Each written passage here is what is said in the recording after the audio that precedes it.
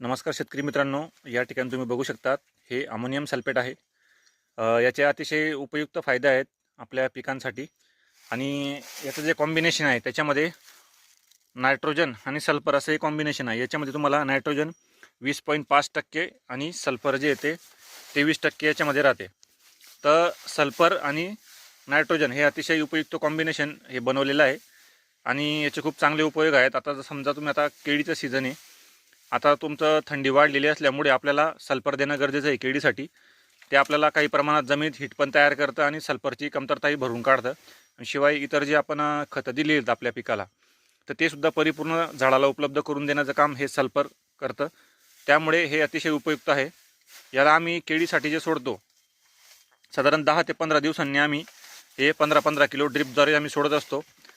असं आम्ही समजा आता 15 किलो आज जर आम्ही हे 15 किलो सोडत असू ड्रिपच्या सहाय्याने, त्याच्यामध्ये 15 किलो पोटॅश असतं 6000 खोडसाठी.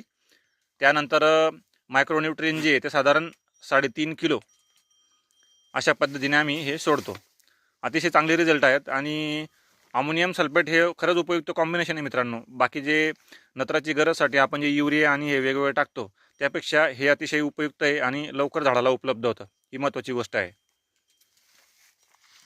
त्यानंतर बाजारात जे सल्फर असतं ते 2-3 फॉर्ममध्ये. पहिलं जे येतं ते बेंटोनेटेड, त्याच्यामध्ये आपले ग्रॅन्युल्स असतात आणि ते विरघळायला जरा वेळ घेतात. त्यामुळे खास करून बेंटोनेट सल्फरचा वापर ज्यावेळेस बेसल डोस दिला जातो, खास करून जे पिकं पावसाळ्यात लावतात त्याच्यामध्ये बेसल डोसमध्ये बेंटोनेट सल्फरचा वापर मोठ्या प्रमाणात केला जातो. पण आता सध्या पावडर फॉर्ममध्ये पण सल्फर उपलब्ध आहे आणि नंतर आता लिक्विड फॉर्ममध्ये पण आलेले आहेत. तर असे आपण आपल्या सोयीनुसार वापरू शकतो.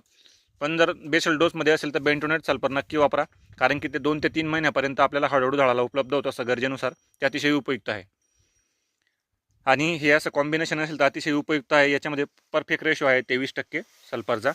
त्यामुळे झाडाला अतिशय उपयुक्त आहे आणि लवकर उपलब्ध होतं झाडाला आणि त्याचे रिझल्ट आपल्याला त्वरित बघायला मिळतात. हे जवळपास सर्वच पिकांसाठी चालतं. फक्त आपल्याला याचा वापर माहीत पाहिजे. आम्ही 6000 खोडसाठी 15-15 किलोच्या हिशोबाने वापरतो.